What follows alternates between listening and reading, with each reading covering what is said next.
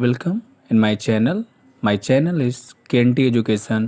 पहले ध्यान हटाएं फिर ध्यान लगाएं। Good wishes for your health. मैं आपका साथी कंदर्प आपके अपने चैनल केएनटी एजुकेशन पर आपका स्वागत करते हैं। आज बहुत ही महान कवि रामधारी सिंह दिनकर जिनकी जयंती है, उनको हम सत सत नमन करते हैं। और उन्होंने एक से एक कविताएँ, एक से एक चीज़ें लिखी हैं। बहुत ही ऊर्जावान कवि रहे। उनकी किसी भी कविता को आप पढ़ने के बाद अपने आप को जीवंत फील करेंगे। उनकी मुझे सबसे प्रिय कविताओं में से अपनी जो मुझे लगती है, सच है विपत्ति जब आती है कायर को ही दहलाती है, सुरमा विचलित नहीं होते हैं क्षण एक धीरज खोते हैं, विघ्नों को गले लगाते हैं कांटों में राह बनाते हैं। ऐसे ही रश्मिरथ ही कुरुक्षेत्र, न जाने कितनी ऐसी कविताएं उन्होंने लिखा है जिनको आप पढ़ लेने के बाद आप अपने आप में खुद एक बहुत ही ऊर्जावान फील करेंगे। उनको हमारी तरफ से सत सत नमन। और अब हम अपने मूल टॉपिक पे चलते हैं जो हम हिंदी पढ़ रहे थे, और हिंदी में हम पढ़ रहे थे व्याकरण के अंतर्गत स्वर। स्वर के बारे में हमने उनको पढ़ा कि स्वर कितने प्रकार के होते हैं। स्वर की उत्पत्ति के आधार पर, उच्चारण के आधार पर, विभिन्न तरीक़ों से जो भी होता है हमने उनको पढ़ा। अग्र स्वर, पश्च स्वर। अब ये 9 विभिन्न वर्ड हैं जो हमेशा आने के बाद ये कन्फ्यूज़न पैदा कर देते हैं कि कौन सा स्वर किसके अंतर्गत आएगा। इनको हम बहुत क्लियर तरीके से समझेंगे, क्योंकि इसको समझ लेने के बाद फिर हमारे पास स्वर में कुछ ऐसा नहीं बचेगा जिसको हमें समझने में दिक्कत हो।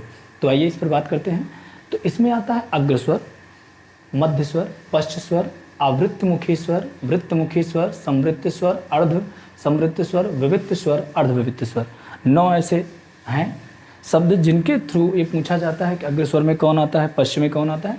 तो पहले इसको समझें कि अग्र स्वर होता क्या है। अग्र स्वर में होता है कि जीभ के आगे वाले भाग ऊपर की ओर उठता है।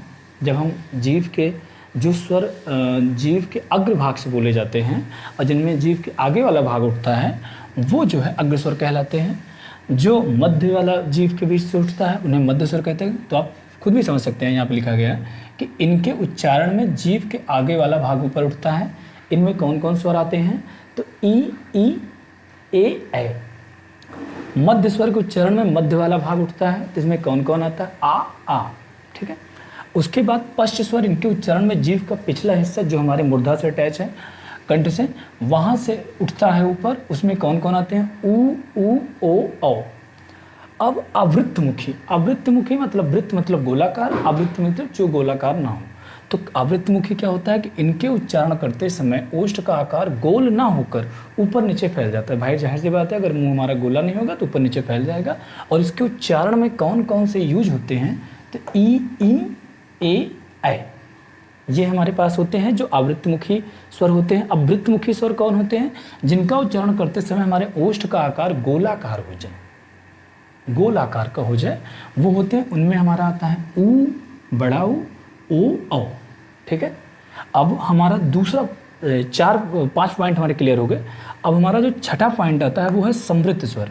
इनके उच्चारण में मुख सबसे कम खुलता है। जब हमारा मुख किसी स्वर को उच्चारण करने में सबसे कम खुलता है तो हम उसे समवृत्त स्वर करते हैं। वो कौन कौन से हैं, तो ई, ऊ।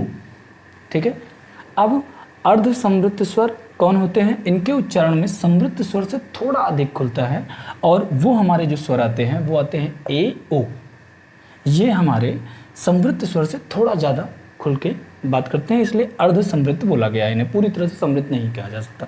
उसके बाद आता है विवित्त स्वर। इनके उच्चारण के समय मुंह सर्वाधिक खुलता है, जैसे बड़ा आ।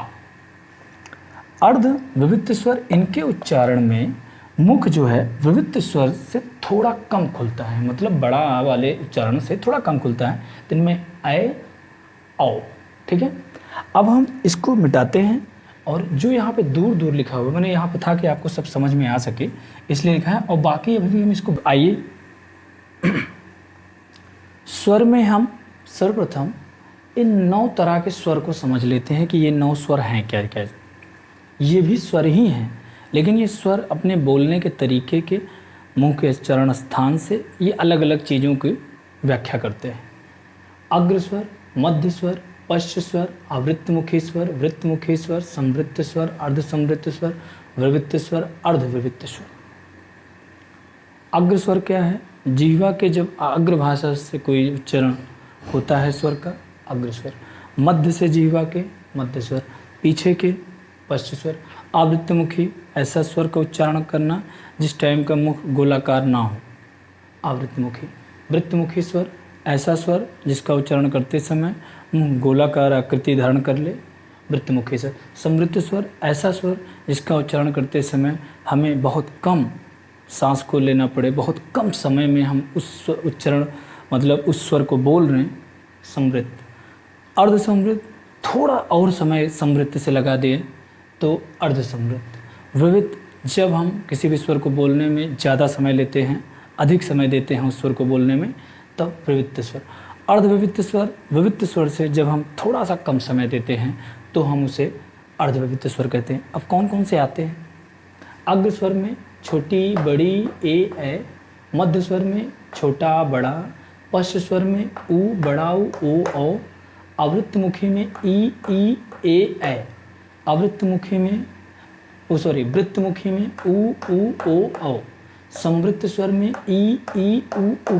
देख रहे हैं बहुत कम समय जा रहा है, ई ऊ। इस अर्ध समृद्ध में देखिए इससे थोड़ा ज़्यादा समय लगेगा, ए ओ ई से थोड़ा ज़्यादा समय लग रहा है।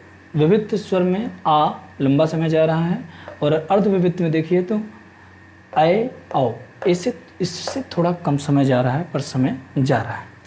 अब हम इसके अलावा अब स्वर में हमने मैक्सिमम पॉइंट को कवर किए हैं। अगर एक भाषा में कहें तो हमने सारे पॉइंट को